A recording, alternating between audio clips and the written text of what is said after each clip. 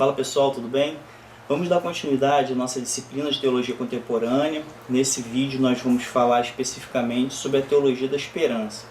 Eu queria começar esse assunto falando um pouquinho das origens. Como é que estava o cenário mundial para o estabelecimento desse pensar teológico. Eu ia falar um pouquinho como é que começou, como as pessoas pensavam, para a gente entender um pouquinho do caminho em que essa teologia vai seguir ao longo das décadas, tá? A gente está falando ali da década de 60, um período de muita turbulência. Se a gente for analisar historicamente, esse período foi um pouco depois da guerra. Então as pessoas estavam muito desiludidas, havia muita confusão, as pessoas tinham esperança em um futuro que poderia ser diferente, de paz, amor, harmonia. E era esse cenário que estava instaurado. Nós tínhamos muitas manifestações contra a guerra, Nós tivemos o advento ali da Primeira Guerra Mundial, a Segunda Guerra Mundial, aí a gente chega ali à década de 60, que era um período posterior a duas guerras. Sabia-se lá quando viria uma terceira guerra. Então as pessoas ficavam muito preocupadas pelo que haviam vivido nas décadas anteriores e tinham esperança que dali para frente as coisas seriam diferentes. Então, nessa época eles buscavam respostas, A sociedade buscava explicações para o que tinha acontecido, como é que seria dali para frente, e uma das buscas que eles tinham era por uma vida social diferente do que eles tinham presenciado ou daquilo que eles ouviam dizer, os mais jovens, do que os antigos tinham passado dali alguns anos antes. Então eles buscavam muita liberdade, uma paz mundial. E um fato muito importante nesse período, que aponta o declínio dessa era, é que grandes teólogos nesse período, ou eles estavam se aposentando, ou estavam morrendo ali nessa época. Então grandes pensadores que vinham do século XIX, que avançaram do iluminismo até a neo-ortodoxia, que se instaurou ali no período pós-guerra, esses homens já estavam cansados, já estavam mais idosos, e isso contribuiu muito para o declínio da tradição da teologia naquele período. Então era um período, vamos dizer assim, caótico, que a humanidade estava vivendo na década de 60. Havia uma secularização muito grande, os aspectos extra-igreja estavam bem avançados, as pessoas não tinham mais esperança na igreja em si. O que havia lá na época também era o ateísmo de protesto. O ateísmo de protesto, o cidadão ele é ateu não por uma convicção, mas para protestar contra Deus. A base, a fundamentação que eles tinham na época era, por exemplo, o Holocausto, que havia acontecido há pouco tempo, a bomba de Hiroshima. Então vocês veem essas situações catastróficas na humanidade, e você aponta para aquilo ali e em protesto a uma situação como aquela, você fala: Deus não existe, olha só o que está acontecendo. Uma bomba como essa, dizimando tantas pessoas, o Holocausto, essa carnificina, essa morte de tantas pessoas dessa forma cruel. Então as pessoas deixam de acreditar em Deus protestando pelos fatos que aconteceram dali a pouco tempo. Aí a gente tem o cenário. Pelas imagens que a gente propõe aqui, dá para ter uma ideia de como é que era a realidade na década de 60. A gente tinha inicialmente ali a gente tinha o início dos movimentos hippies,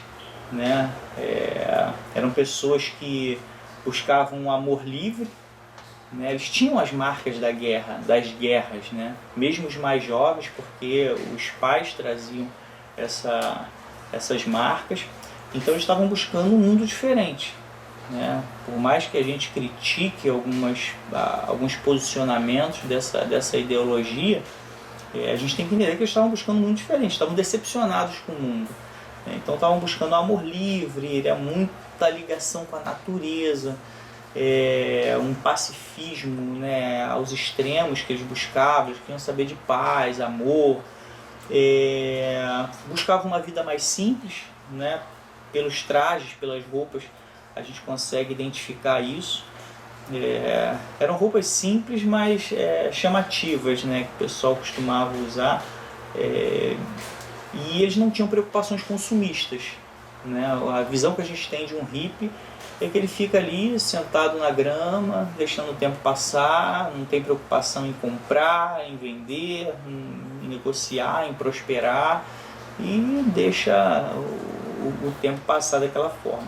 Então esse era o cenário ali do século da década de 60, e era esse cenário que servia de fundo, né, de pano de fundo, para se formar a teologia da esperança. É fácil a gente perceber para onde que essa teologia vai, antes mesmo de a gente entrar no conteúdo, porque imagina uma sociedade buscando uma esperança, algo no futuro, um futuro melhor, e nós encontramos na Palavra de Deus uma série de conteúdos que servem para levar a esperança às pessoas. E é nessa linha aí que a teologia da esperança vai conduzir a sua forma de pensar. Então, o que a teologia da esperança trazia? Estudiosos vão apontar que a teologia da esperança ela vai responder a terceira das 3 perguntas feitas por Kant. Então, Kant, em uma das suas principais publicações, ele tem 3 perguntas, né? O que posso fazer, o que devo fazer e o que devo esperar.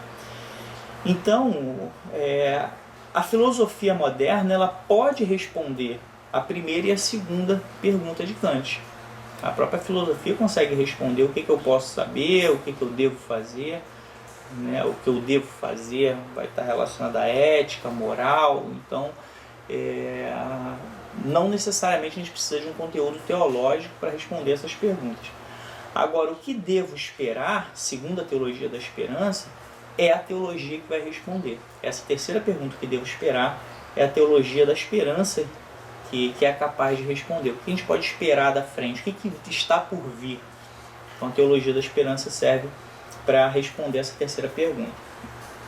A escatologia havia sido o tema central da proclamação de Jesus. Então, dentro da teologia da esperança, a proclamação de Jesus serviu para levar a humanidade ao fim dos tempos, né? A escatologia é o estudo daquilo que está por vir no final dos tempos. Então, o tema central da proclamação dele, segundo a teologia da esperança, é a escatologia. E preparou o terreno, né, esse conteúdo da proclamação de Jesus sobre o fim dos tempos, preparou o terreno para a teologia da esperança. A teologia da esperança vai conduzir o seu conteúdo nesse sentido, de mostrar o final dos tempos, o futuro, o reino de Deus que está por vir. Coloquei aqui, dentre tantos textos bíblicos que falam sobre a esperança, eu coloquei aqui um especial que eu acho que retrata bem o embasamento bíblico que a teologia da esperança encontra para fundamentar a sua forma de pensar. Está em 1 Pedro capítulo 3, verso 15, diz: "E estais sempre preparados para responder com mansidão e temor a qualquer que vos pedir a razão da esperança que há em vós." Eu grifei em vermelho especificamente os pontos para a gente perceber o quanto é possível atender a demanda daquela sociedade em especial ali da década de 60. Estar preparados para responder. O que as pessoas naquela época, aqueles hippies e mesmo as pessoas não hippies, mas estavam decepcionados com a humanidade, o que eles buscavam? Respostas para o que estava acontecendo e para onde a humanidade estava caminhando, né? Então, o texto aqui mostra que nós temos que estar preparados para responder ao mundo que não tem respostas. E com mansidão. O que eles buscavam? Paz. Adiantaria um teólogo se levantar com uma palavra mais coercitiva, uma palavra mais grossa, uma palavra mais contundente? aquele povo estava esperando paz, eles estavam cansados de batalhas, de guerra. Então a teologia que deveria se montar naquela época deveria conduzir para um conteúdo manso. Então a forma como você deveria responder deveria ser com mansidão, senão o pessoal não ia atender, porque eles estavam cansados de tanta batalha. E temor, né? A gente tem que estar preparado para responder com mansidão e temor. Por mais que nós cristãos tentamos desassociar a palavra temor de medo, de receio, é um dos significados que está por trás dessa palavra. Então era uma sociedade que tinha muito medo, era uma sociedade que não queria viver aquilo que há pouco tempo antes a humanidade tinha vivido. Então, se você entra com uma proposta em que você tenha um temor, ainda que tentando desassociar do sentido de medo, mais associado a uma questão de respeito à divindade, respeito àquele que está acima da humanidade, mas que trouxesse também uma conotação de medo, isso causaria simpatia com a humanidade. Então foi uma proposta que atenderia àquela realidade ali por conta dessa identificação. A qualquer pessoa, porque o que se tinha ali muito eram pessoas desacreditadas, né? As pessoas não tinham mais aquela fé, aquela crença, como nós citamos aqui. Havia a teologia, o ateísmo de protesto. Então as pessoas, nós deveríamos estar prontos, ou pelo menos deveria haver uma teologia que respondesse a essas demandas a qualquer pessoa, a qualquer um que precisasse de respostas. E é um embasamento muito interessante esse versículo para a teologia do processo da época, dentre tantos outros que a Bíblia realmente tem muito conteúdo acerca de esperança. Você pode ir uma busca simples aí, você vai encontrar muitos versículos falando sobre esperança. A qualquer que vos pedir. Aquela sociedade, ela esperava uma resposta, ela não iria batalhar por alguma coisa entrando em conflito. Então, se houvesse alguém, ou algum teólogo, algum pensamento, ou alguma conduta que atendesse a um pedido deles de paz, amor, harmonia, um futuro melhor, isso talvez fosse bem aceito. A razão da esperança, né? Então a gente tem aí claramente a palavra esperança mostrando aquilo que as pessoas buscavam. As pessoas tinham esperança num mundo melhor, um mundo diferente daquilo que eles tinham vivenciado ou ouvido falar. A esperança que é em vós. Então, esse é só um dos exemplos que a gente tem, um versículo muito claro, um versículo muito direto, que mostra por onde a teologia da esperança poderia conduzir e atender aquela realidade ali da década de 60. E essa teologia da esperança, ela foi o ponto de contato entre a cultura contemporânea e a escatologia.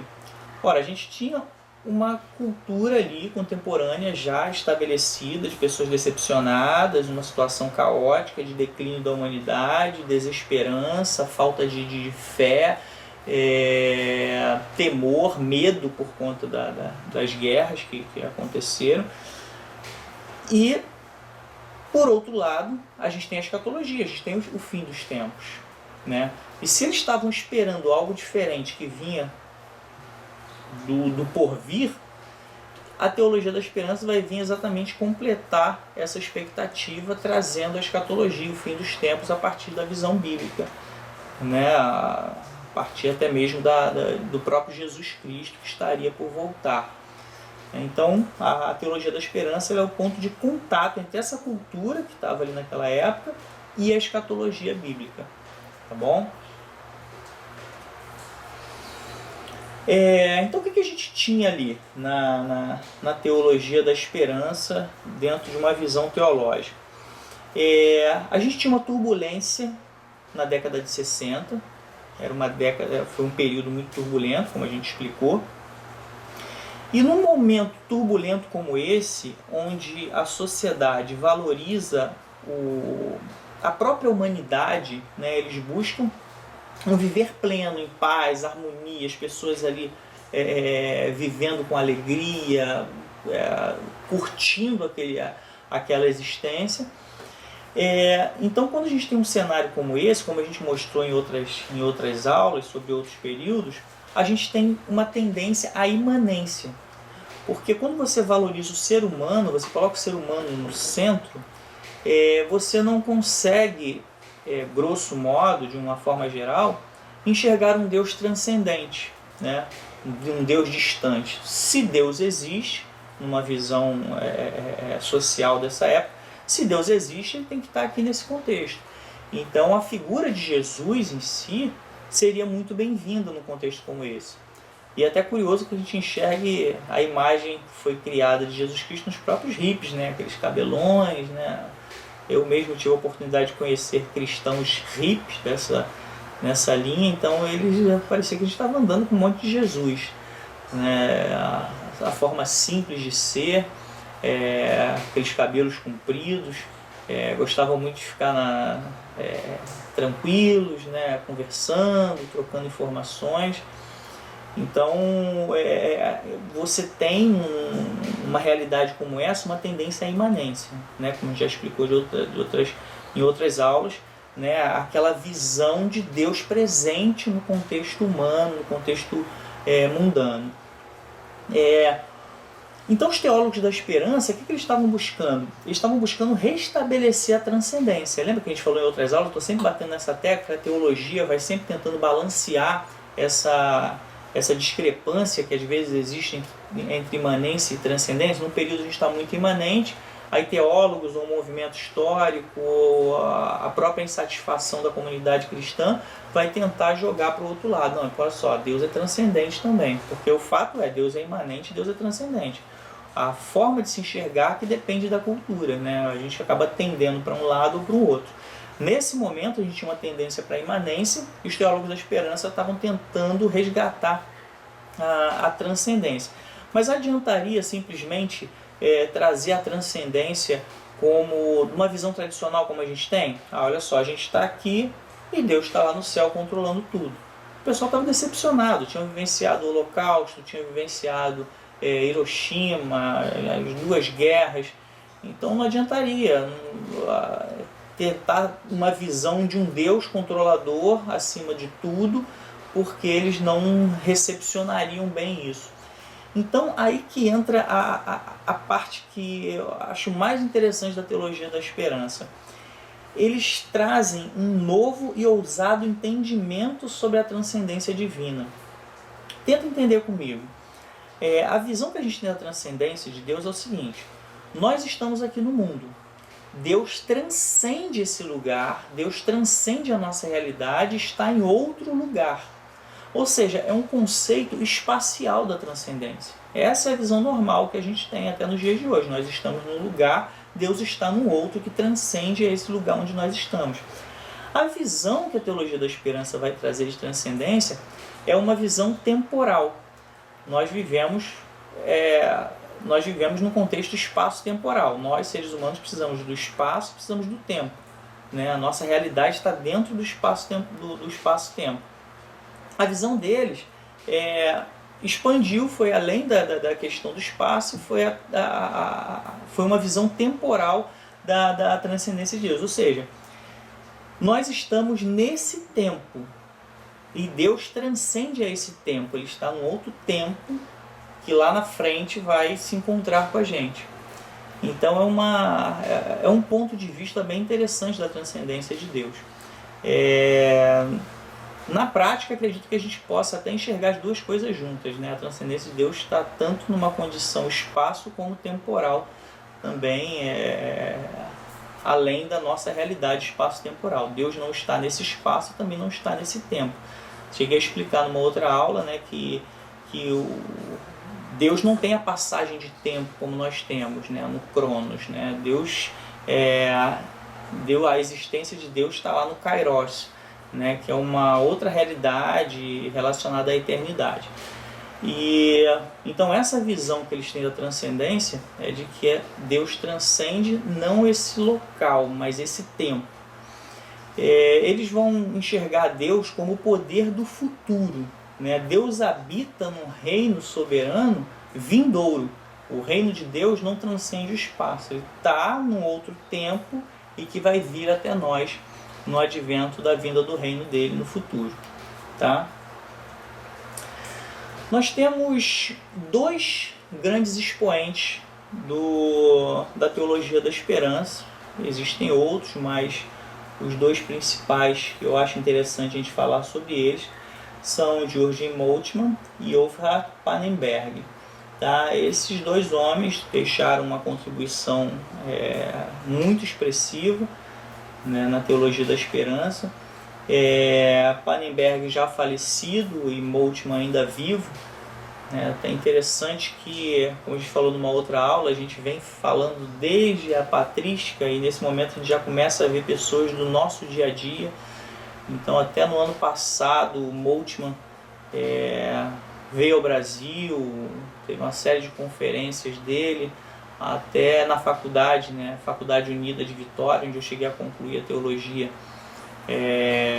na modalidade à distância. Ele palestrou lá, tem vídeo na internet sobre esse encontro, e eles são os dois que eu acho que são interessantes da gente estar explorando. Não vou colocar nesse vídeo para não ficar longo, tá? A intenção é que esse vídeo aqui a gente fale só um panorama geral sobre a teologia da esperança, e nós tenhamos mais dois vídeos específicos para a gente falar sobre esses dois teólogos e as teologias dele. O que é interessante a gente entender? Talvez uma aula de teologia contemporânea, de uma das teologias contemporâneas, como a teologia da esperança, por exemplo, talvez seja interessante a gente falar dela de um modo geral. Mas é importante que a gente especifique os seus pensadores, os seus teólogos, porque eles têm conteúdos muito específicos. Ainda que eles sigam a mesma linha, o mesmo pensamento, eles têm pontos divergentes. Então é importante que a gente entre um pouquinho no contexto pessoal do teólogo para ver essas diferenças, para ver por onde que ele está caminhando. Pannenberg, por exemplo, a gente vai ver na aula sobre ele nem se considera um teólogo da esperança, né? As pessoas que rotularam ele disso por conta de um ponto em especial que a gente vai falar na aula, mas ele mesmo recusa esse título. E Moltmann, né, continua aí contribuindo com seu conhecimento até os dias de hoje. Como eu sempre lembro, pessoal, a gente está com conteúdo no nosso site, que é o colunadefogo.com, tá? Pode baixar essas apresentações sem problema nenhum. Coloco lá para o pessoal fazer download. O caminho clicou lá no botãozinho educacional quando abrir o site, vai ter um menu na lateral escrito aulas, bota teologia contemporânea, vai estar lá tanto os vídeos lá inseridos quanto as apresentações para serem baixadas. Os vídeos nós estamos colocando no canal do YouTube, Coluna de Fogo, por onde provavelmente você está assistindo esse vídeo. Eu criei uma playlist só para essas aulas, então tem lá a playlist Teologia Contemporânea, onde vai estar todo o nosso conteúdo. Tranquilo, pessoal? Um grande abraço, espero que a gente tenha conseguido dar um panorama geral da teologia contemporânea, e nos próximos vídeos que eu espero vocês aí, nós vamos especificar o pensamento desses dois grandes teólogos que nós temos desse último século. Um grande abraço a todos, que Deus nos abençoe.